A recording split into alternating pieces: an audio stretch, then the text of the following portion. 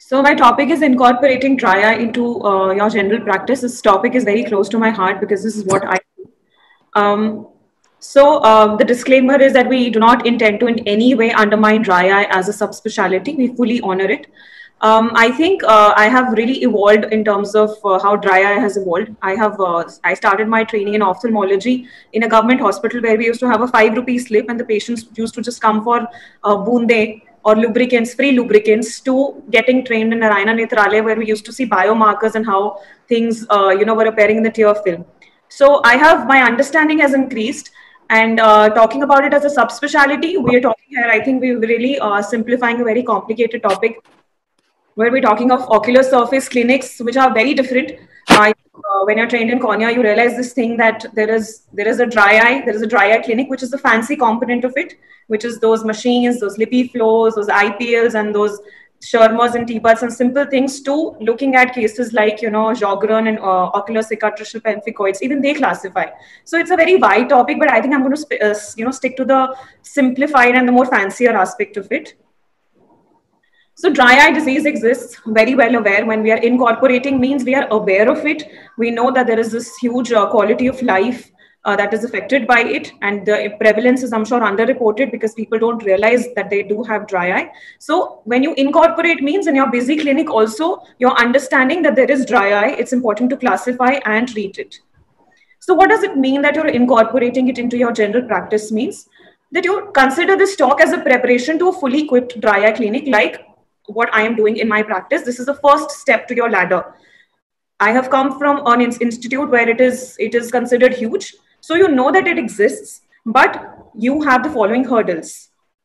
There is a financial investment. You want to create and understand a workload. You want to create a patient footfall. So first of all, start with the simple things. If you do not have enough patients, or if there is the other people were not recognizing, classifying the dry eye, you cannot create on day one. Again, there is a space constraint which you have to consider in a private practice. If you want to build another room, yes, it is a lot of cost, as Dr. Himanshu Mehta said. Understanding the patient and community mentality, it is very, very critical. We are here accomplished, cornea, refractive and dry eye specialists, but let's understand what is real private practice. The man sitting in the clinic away, a few kilometers away from you, just considers it a lubricant business. Koi gal nahi, you just give it a little drop and it will be fine. So when you're dealing with such people, and this is your competition in the market, and you want to offer them a lippy flow with 3 sittings approximately costing the patient 75,000 or something with the consumables, you should realize that the other person is going to just offer them a lubricant hot fermentation and tell you what you are talking is rubbish. So you have to understand the mentality when you're sitting in a private practice, and slowly and gradually change it. So this is an idea. This is my room. This is the clinic. This is my general practice room. So what do I do? How do I highlight the importance where I'm not creating another clinic? So what is the idea here is, so I have labeled and given extra label to my room, dry eye clinic. So this is how that I understand it. I've incorporated into my practice, give it an extra name, but the room stays the same. Now let's uncomplicate. Yes, this is a very boring chart, but important, very important when you want to start and recognize the importance of dry eye. If you look from bottom to top, classifying it as aqueous deficient evaporative require very simple modalities in your clinic.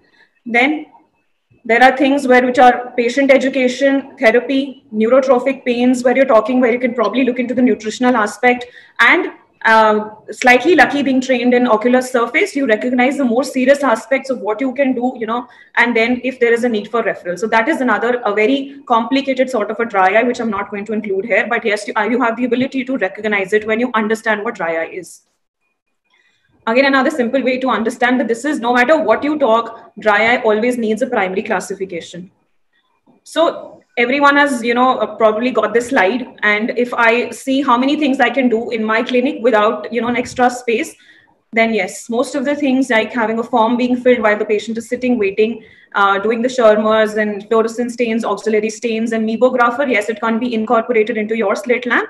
Or you can, again, the poor man's Meibographer will be the autoref machine and the infrared picture there.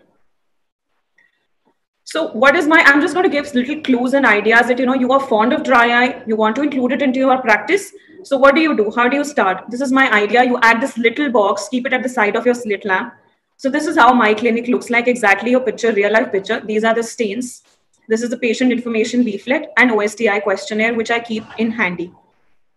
Again, so what do the syringes and the slides show? This is to do the extra tests. Whenever you have a patient with very severe aqueous deficient dry eye, I do offer them, some blood tests, which really are mandatory here. And these slides for looking into the, Demodex and all these things. So these are little simple things that I have added with where I'm not having a clinic specially for dry eye, but they're all a part of my usual practice. So a little kit for Meibomian gland disease. We have these little patient information leaflets of these, how to use these scrubbers and what more they need to know about dry eye. And as Dr. Roshad said, the eye masks and the eye spa things that have arrived in the market are also good therapies. You can start charging little for doing these stains and special, talking that you do to the patient. You can add a little dry eye fee that you can add, approximately not too much, but 200 to 500 rupees. Or, if they're not willing to buy these, you can do these, eye spas in your clinic as well, which are not as much as lippy flows. But yes, you have made a genuine start and appreciated that the patient does have these problems.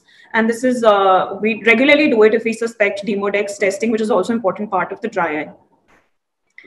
Again, for very severe cases, again, you need, partnership and a multidisciplinary approach, as already mentioned. I think being trained from the same institute, me and Roshad have quite a common language here. And also your phlebotomist or a MOU with the lab.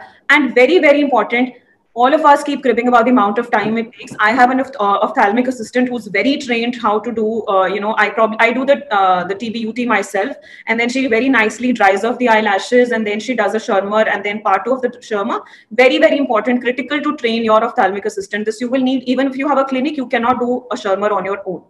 And a multidisciplinary approach, again, does not require you to have a separate space. So the questions to be answered, I want to thank Dr. Himanshu for lending us the slide. They have to be answered before you make a huge investment. Does it help in diagnosis, some extra diagnosis that you're going to do? Does it decide about the severity of the disease? Does it help in treatment? Does it have a good repeatability? Does it have a good specificity and sensitivity? And is it value for money? I think I'm not saying that we do not need the extra equipments, but please ask yourself all these questions. Like if I'm talking of an osmolarity meter, it does not have a good repeatability. I may not want to invest in it. How available are these MMP9 kits?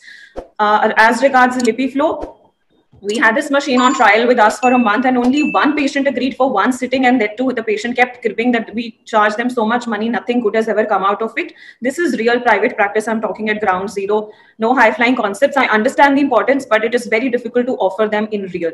I would like to ask myself all these questions next time I want to have, a bigger clinic and probably a new hospital that we open.